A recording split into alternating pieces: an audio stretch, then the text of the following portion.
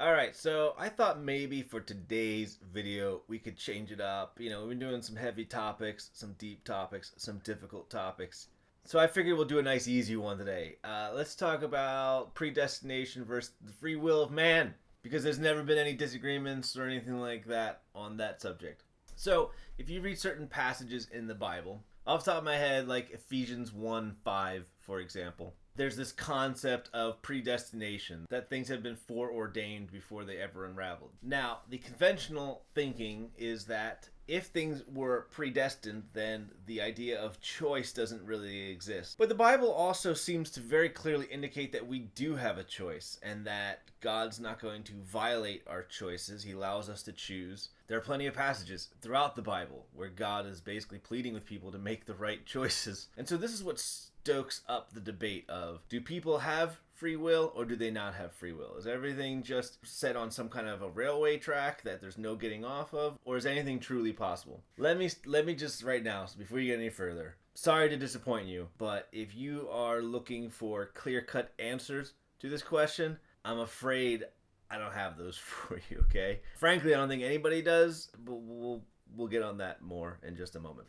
So the point of this video is to open up a larger can of worms, and then to also hopefully give you some sort of intellectual satisfaction when it comes to this subject. So usually people have a problem with predestination and they want to know, what does it mean to be predestined exactly? And that's a great question. But we're going to take a step back here and ask, what does it mean to have free will? So usually when we think of people having free will, or having the ability to have free will, it means that you have the ability to choose. And what does that look like to us? Well, usually from our vantage point, it's like this. There's a fork in the road, and you can either go this way or you can go that way.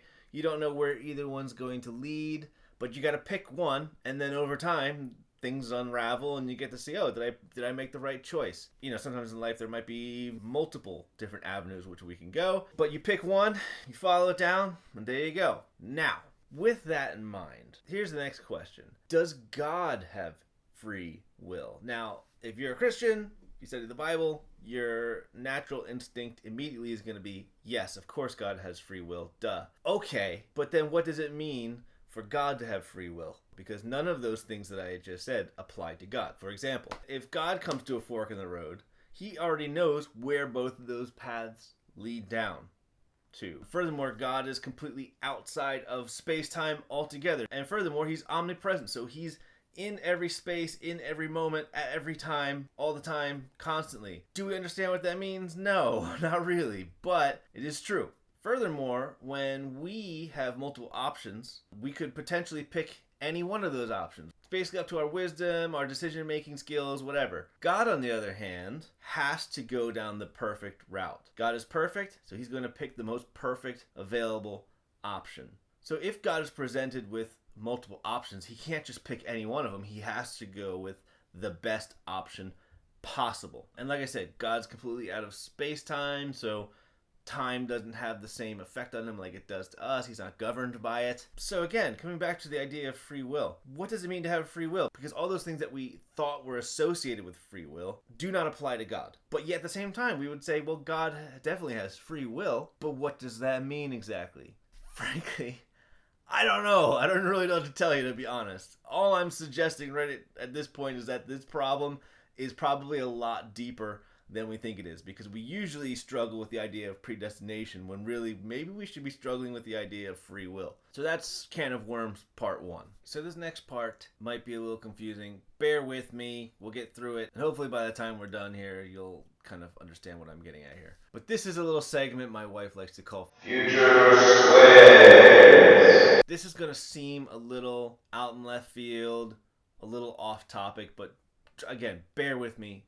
You'll understand what I'm getting at by the end of this. So scientists know today that we live in a universe of at least 10 dimensions. We experience 4 of those dimensions: height, width, depth, and time. Time being a physical dimension. This is why physicists usually just refer to it as space-time rather than space and time, because they're pretty much the same thing. Now, let's consider shapes for a second, if you will.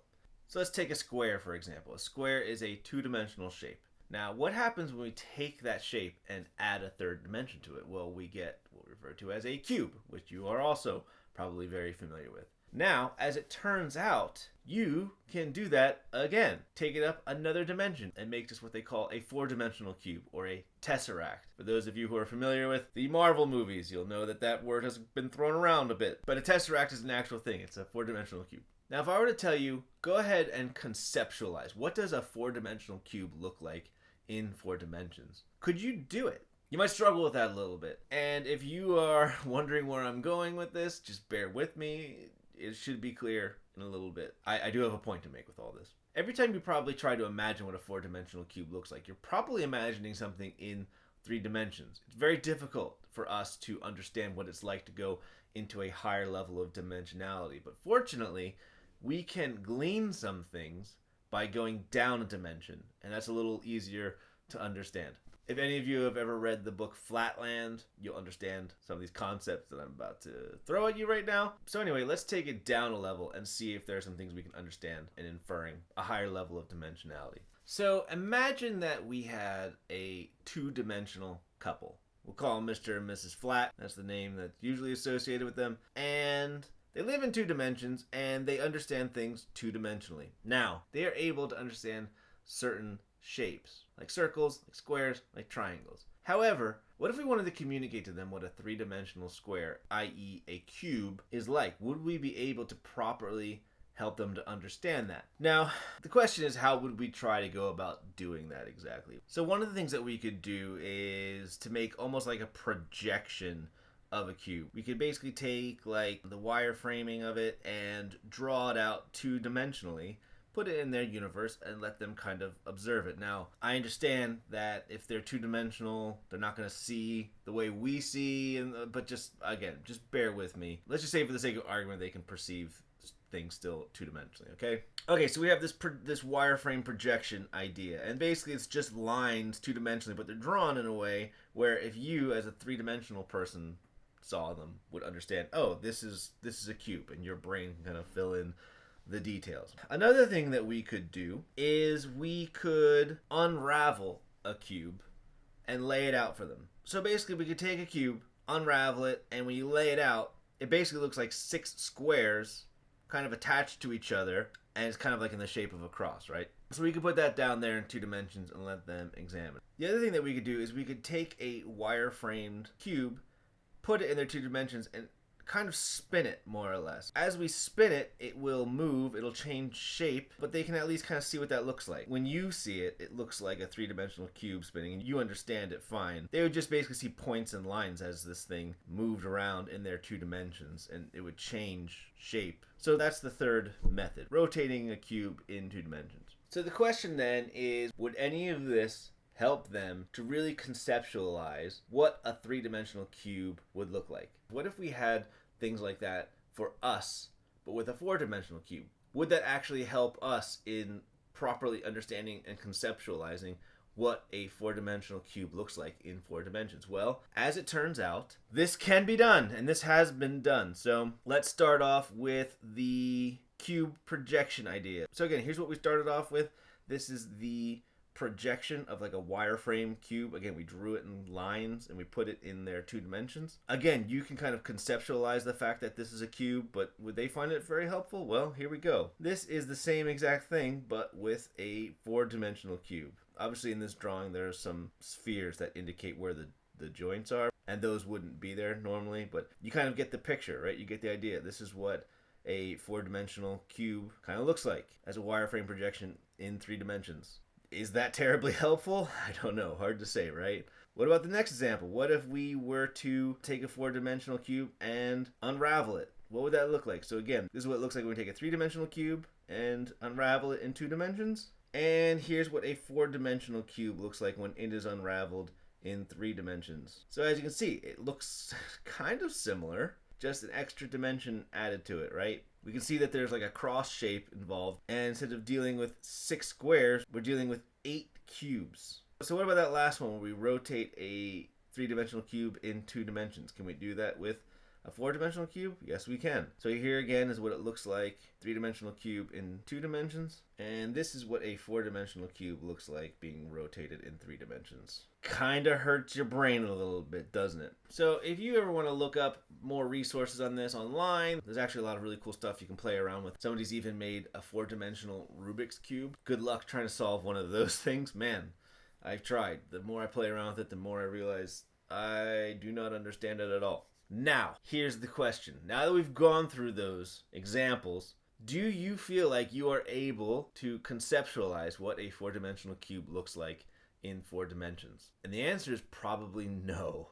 You're probably still thinking of some 3-dimensional representation of what it might look like. Maybe you've got one of those examples stuck in your head and you just can't get rid of it. But every time we try, we fall short. We fall flat in terms of being able to do that. And that makes sense because it's outside of our level of experience when it comes to dimensionality. We just can't really completely conceive of it. We can understand parts of it. There are things that we can understand about it, but really being able to wrap our minds completely around it, not really possible. This is kind of a critical point to understand because think about it. The very first things you learn when you're growing up is shapes. What's a circle? What's an oval? What's a square? What's a rectangle? We give babies blocks to play with. That turns out to be helpful for their development because it helps them to understand the spatial dimensions of a block and maybe a ball and things like that. And so that's good for them. But these are like the very basics of our understanding of our world. It's shapes and spatial dimensions and things like that. But as soon as we go up just 1 dimension,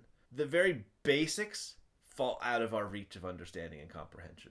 I mean, we're talking 4-dimensional blocks. 4-dimensional babies play with these things. If there were 4-dimensional babies, I'm just kidding, it's a joke. But this is more or less the understanding that I've come to. If I can't understand the very basics by just going up 1 dimension, how am I going to understand things about God and things about the universe that are maybe even completely outside of our dimensionality altogether? I probably don't have much of a shot, right? Now, this might still be frustrating for you. Maybe you just want to understand everything, and more power to you. Don't stop trying to understand everything because, that's a good thing. But I have also attained a certain level of intellectual satisfaction just in knowing that, you know what, there are just some things that I think are outside of my grasp, and I probably won't ever fully understand. And that's okay. So that being the case, I don't necessarily have a problem in believing in paradoxes that are laid out in the Bible, like the paradox of free will versus predestination. While I don't purport to fully understand it, I do believe that both are true. And I think that Christians make an error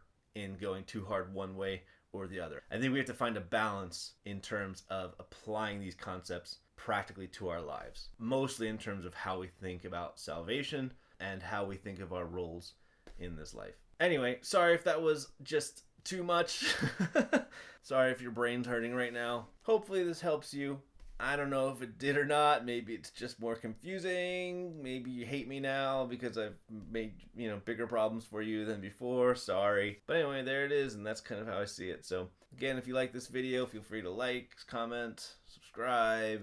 If you have questions, let me know. If you have other topics you want me to cover, I'll see what I can do. Yeah, once again, don't know how to get out of these things smoothly. So we will continue on with these awkward endings. You have a very nice evening or day, whichever applies.